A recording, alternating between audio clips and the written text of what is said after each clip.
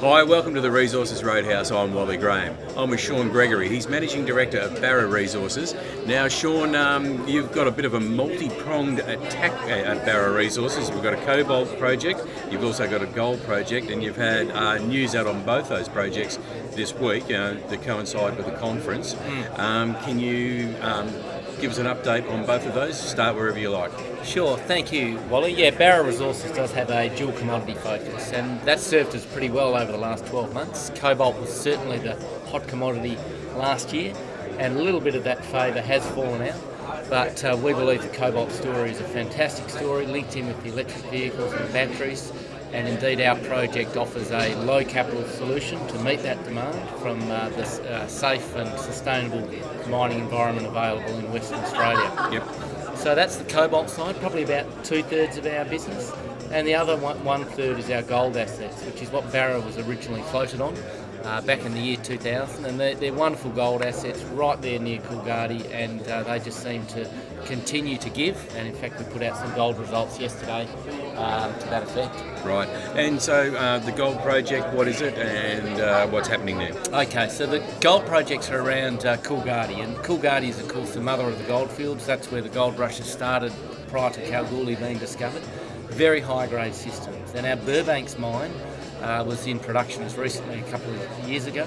And in fact, since the 1880s, there's been 420,000 ounces pulled out of those deposits at an average grade of 18 grams per tonne. So really, really high-grade system, and indeed we've been building the story up there. We've got 125,000 ounces of JORC resources on the table, and we've got a vision to grow that towards 500,000 ounces. And we'll do that with these staged campaigns, and in fact the most recent one we just announced yesterday, and had some really good results. Near surface stuff, while that deep stuff is down deep, these high-grade narrow systems, we're just having a look at the oxide expansion of that near the surface, and it looks like that may actually be open pittable. So we'll model that up and see what we can do with it.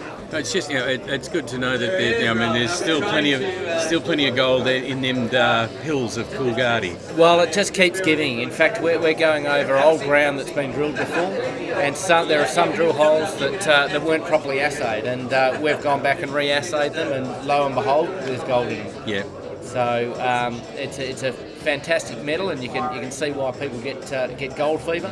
But we're trying to be a little bit more measured about it, and indeed just make sure we take a strategic approach as well. So let's head on to the cobalt, because as you sort of alluded to then, the electric vehicle industry, the kick that's given the cobalt. Yeah.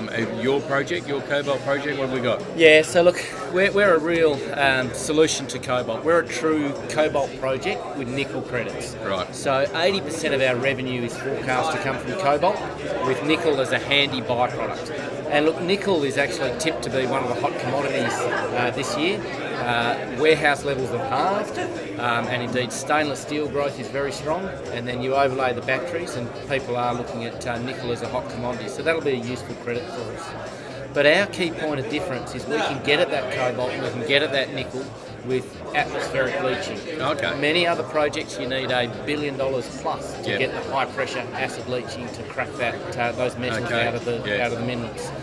Our project, we can do it, the scoping study was $212 million, which is a far more doable proposition. And indeed, because of the strategic nature of cobalt, this is of great interest to a lot of very serious multinational companies. And even those very big companies, they think $200 million is a bit of a sweet spot as well. Yeah. And potentially an opportunity for them to shore up supply in what is a very strategic and tightly held commodity. Yeah. Well, in these days and times, anything that can bring down your capex and sort of and not eat into your profit, so to speak, is a good thing. Yeah, and look.